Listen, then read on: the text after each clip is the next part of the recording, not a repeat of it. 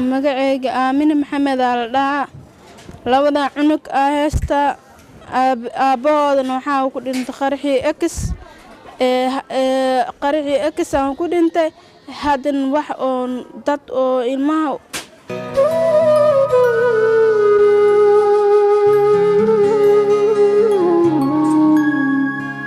waa hooyada laba caruur oo aad u yar isla markaana uur leh saygeeda wuxuu sababsaday qaraxii X control kaasi oo dad fara badan oo Soomaali ay ku dhinteen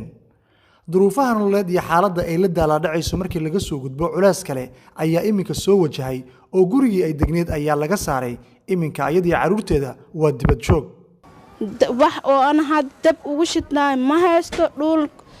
meel aan seexnayn ma laha meelahan aan jooga ina meeshii aan joogo waa ii jeedin inta wax ii soo dadaashaan arabnaa ma haysato qoys caawiya oo dhaqaale leh mar way qadaa marna way quudataa sida oo ay tahay ma aan kaligeed oo waxay haysataa laba caruura iminkana waa xaamilo oo da'dii dhalmada ayay ku dhowdahay uuran leeyahay wax oo lacag oo dab ugu shitan ma haysto dabkoodana waa dansan yahay ehelkeedu wax ma haysto maskiin waa ayuk bab wax waasin yahay habeenku waa qadnaa habeenkuna waxa ay soo dhiibaa dadka Soomaaliyeed ee samaha jecel ayay ka codsatay inay caawiyaan waxayna sidoo kale baaq u dirtay madaxda ugu sarreeya dalka Soomaaliya nuu soo gargaaran oo wax nuu soo taraan oo nuu soo dadaalan rabnaa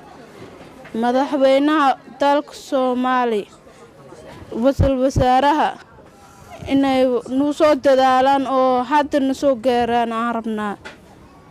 wax oo aan had dab ugu shidnaa ma haysto dhul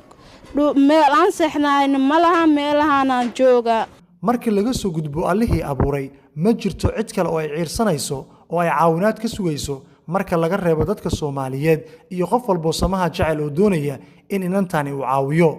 waa hooyadii ugu da'da yareed intaan arkayay qoys dhiban oo xaaladdu ay ku xun tahay Abdul Casriil Somali Cable magaalada Muqdisho